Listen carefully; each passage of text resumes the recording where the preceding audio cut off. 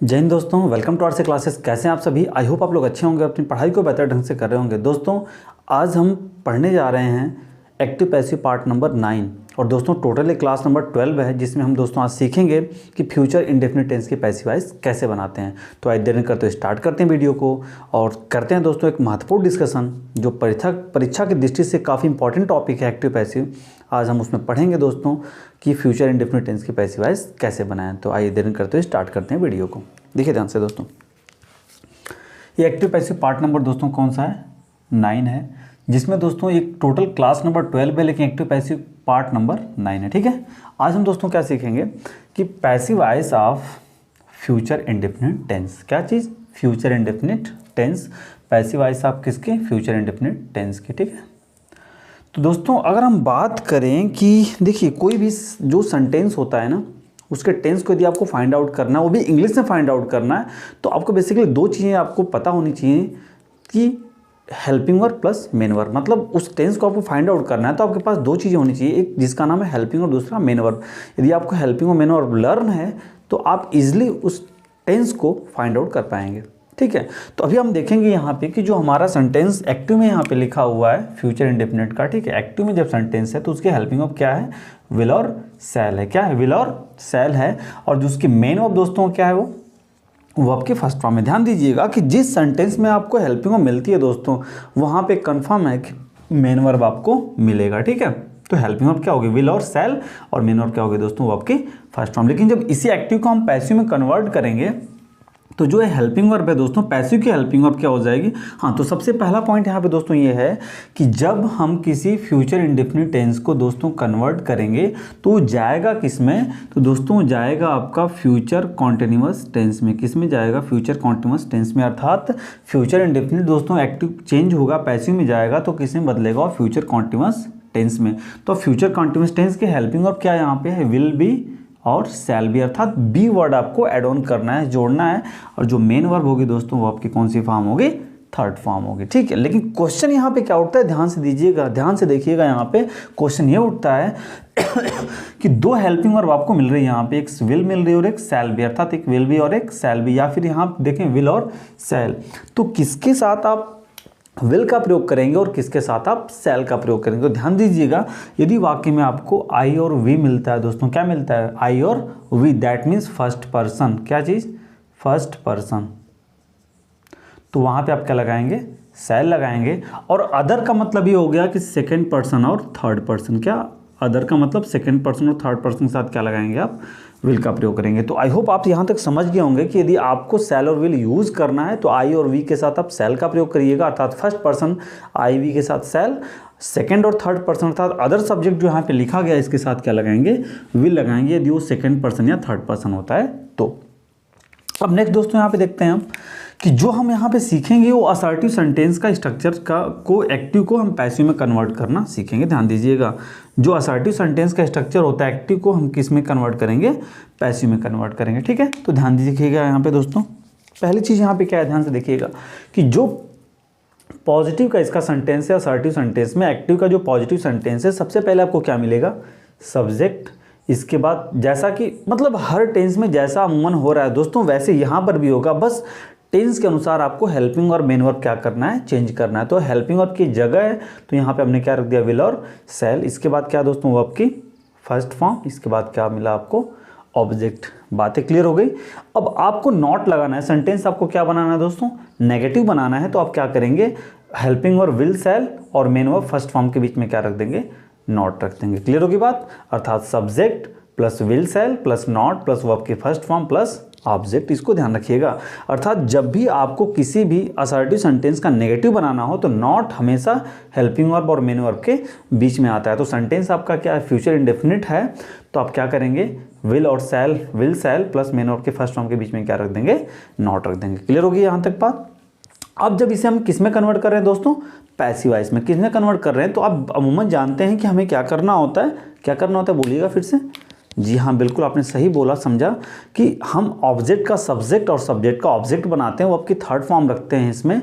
और जो ऑब्जेक्ट हम लिखते हैं दोस्तों पैसिव वॉइस में, उसके पहले हम बाई का प्रयोग करते हैं और हमेशा इसमें अमोन वर्ब की थर्ड फॉर्म का ही प्रयोग किया जाता है। हाँ, एक चीज़ और ध्यान रखिएगा कि पैसिव वॉइस में एक वर्ड हमेशा कंपलसरी हो जाता है जिसको कहते हैं हम हेल्पिंग वर्ब। तो हेल्पिंग वर्ब किसी भी तौर पर आपको लगाना ही लगाना होगा, ठीक है। तो अब देखिएगा यहाँ पे पॉजिटिव का हम लेते हैं दोस्तों, तो यहाँ पे ऑब्जेक्ट क्या बन जाएगा, सब्जेक्ट बन जाएगा। ऑब्जेक्ट क्या बना देंगे, सब्जेक्ट बना देंगे।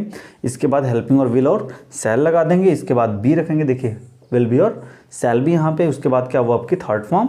हाँ, जो एक्स्ट्रा शब्द हैं आप इनको कहाँ रखेंगे, मेन ऑफ थर्ड फॉर्म के बाद रखेंगे।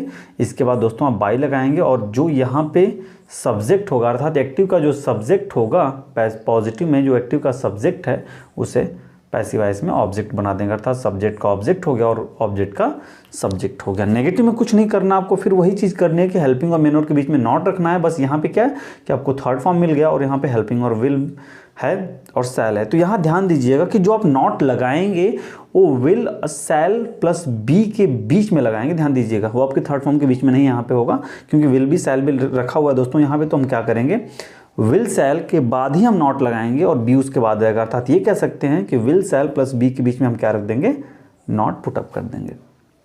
तो आई होप यहाँ तक आपका स्ट्रक्चर क्लियर होगा। अब इसमें दोस्तों हम चलेंगे नेक्स्ट पॉइंट अर्थात एग्जाम्पल में। तब तक आप इसे ध्यान से कॉपी कर लीजिए, इसके बाद हम एग्जाम्पल करेंगे।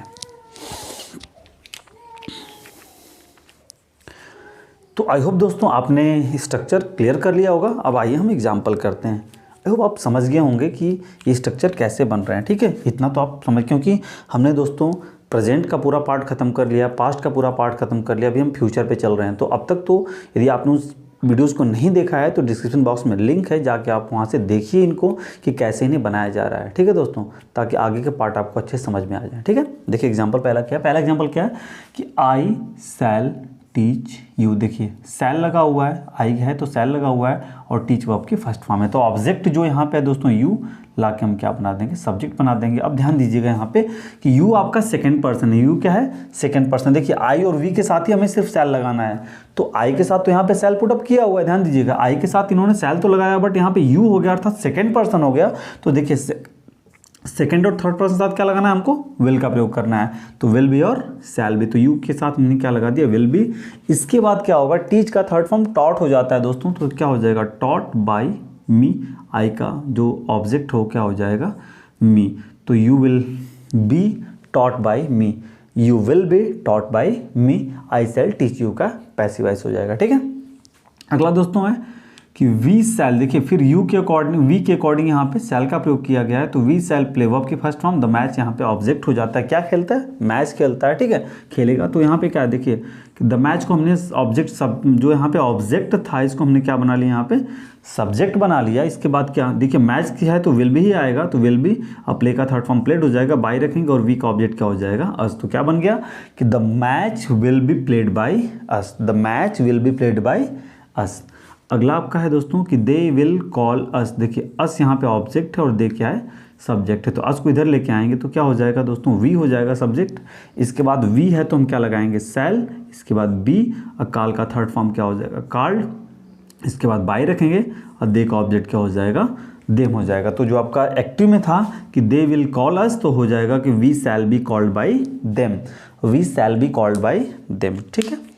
आगे देखते हैं दोस्तों क्या है अगला जो एग्जाम्पल आपका है। देखिए ये तीन आपके पॉजिटिव रहे, अब 4, 5 और 6 नंबर जो हैं आपके नेगेटिव हैं। तो देखिए क्या कि he will not sell his car. तो हिज कार यहाँ पे क्या है, ऑब्जेक्ट है और ही क्या है, सब्जेक्ट है। तो हिज कार को हमने क्या बना दिया, सब्जेक्ट बना दिया। अब इसके अकॉर्डिंग विल आएगा तो विल नॉट भी। देखिए अब नॉट है तो हम कहाँ रखेंगे, will shall plus not plus be. तो ध्यान दीजिएगा, तो his car will not be. अब सेल का थर्ड फॉर्म क्या हो जाएगा, सोल्ड बाई, और ही का ऑब्जेक्ट क्या हो जाएगा, हिम। तो क्या बन गया कि ही विल, देखिए ध्यान से यहाँ पे कि he will not sell his car, he will not sell his car. तो इसका हो जाएगा कि his car will not be sold by him. Clear हो गया। जो पांचवा पॉइंट है दोस्तों देखिएगा कि Sita will not wash the room, Sita will not wash the room. तो देखिए सीता यहाँ पे क्या है, सब्जेक्ट है, will not, will helping of, not negative word है, वॉश वर्ब की फर्स्ट फॉर्म और द रूम क्या यहाँ पे है, ऑब्जेक्ट है तो उसको क्या बना देंगे सब्जेक्ट। तो द रूम, अब द रूम है तो देखिए थर्ड पर्सन में इसकी काउंटिंग होती है, एक कोई नेम है तो यहाँ पे क्या है कि विल लगाएंगे, फिर उसके बाद नॉट, फिर बी, और वास का थर्ड फॉर्म क्या हो जाएगा वास्ड बाई। सीता का नाम है तो बदलेंगे नहीं, चेंज नहीं होगा, वैसे ही लिख देंगे। तो क्या हो जाएगा Sita will not wash the room, तो क्या हो जाएगा the room will not B washed by Sita. तो लास्ट एग्जांपल है दोस्तों आपका 6ठा नंबर है कि I shall not help you. देखिए शैल के बाद नॉट, फिर वर्ब की फर्स्ट फॉर्म, तो यू यहाँ पे ऑब्जेक्ट है और आई क्या है सब्जेक्ट है। शैल हेल्पिंग अब नॉट निगेटिव वर्ड है, वो हेल्प क्या है वर्ब की फर्स्ट फॉर्म है। देखिए दोस्तों बिल्कुल क्लियर है, यदि आप ध्यानपूर्वक वीडियो को देखेंगे तो आपको समझ में निश्चित तौर से आएगा। तो देखिए यू को हमने क्या बना दिया यहाँ पे सब्जेक्ट बना दिया, इसके साथ विल लगा दिया, नॉट बी, ये हो गया विल नॉट बी, क्योंकि यू लिखा हुआ है यहाँ पे तो you will not be helped. Help का थर्ड फॉर्म क्या हो जाएगा हेल्प्ड बाई, और आई का ऑब्जेक्ट क्या हो जाएगा मी। तो क्या बन गया कि I shall not be help, I shall not help you, जो एक्टिव में क्या है I shall not help you, तो इसका बन जाएगा पैसिव वॉइस कि you will not be helped by me, you will not be helped by me. ठीक है, तो आई होप क्लियर होगा दोस्तों, फटाफट कॉपी कर लीजिए इसको। तो आई होप दोस्तों इस वीडियो को भी आपने एंजॉय किया होगा। कहने का तात्पर्य है दोस्तों कि फ्यूचर इंडेफिनिट टेंस के पैसिव वॉइस कैसे बनाते हैं बखूबी आपको आज समझ में आ जाएगा। और हाँ देखिए दोस्तों, हम सिर्फ यहाँ पे असर्टिव सेंटेंस की बात कर रहे हैं, जिस भी टेंस को हम पढ़ रहे हैं सिर्फ असर्टिव को पढ़ रहे हैं ताकि एक असर्टिव का कॉन्सेप्ट आपका क्लियर हो जाए। उसके बाद हम चलेंगे इंट्रोगेटिव पे, मतलब उस टेंस के इंट्रोगेटिव पे चलेंगे, उसके बाद इंपेरेटिव पे हम लोग बनाएंगे। ठीक है दोस्तों, तो दोस्तों यदि आपको वीडियो पसंद आए तो वीडियो को लाइक करिए, चैनल को सब्सक्राइब करिए यदि नए चैनल पे हैं तो, और चैनल को सब्सक्राइब करके दोस्तों बेल आइकन प्रेस करना मत भूलिएगा। और हाँ दोस्तों, अपने दोस्तों के बीच में इसे अधिक से अधिक शेयर करने का प्रयास करिए। तो मिलते हैं दोस्तों नेक्स्ट वीडियो में एक बेहतरीन कॉन्सेप्ट के साथ, जिसमें हम दोस्तों सीखेंगे कि फ्यूचर परफेक्ट टेंस की पैसिव वॉइस कैसे बनाते हैं, क्योंकि फ्यूचर कंटिन्यूअस का पैसिव वॉइस नहीं बनता है। तो मिलते हैं दोस्तों नेक्स्ट वीडियो में, तब तक अपना ध्यान रखिए, अच्छे से पढ़ाई करते रहिए। जय हिंद।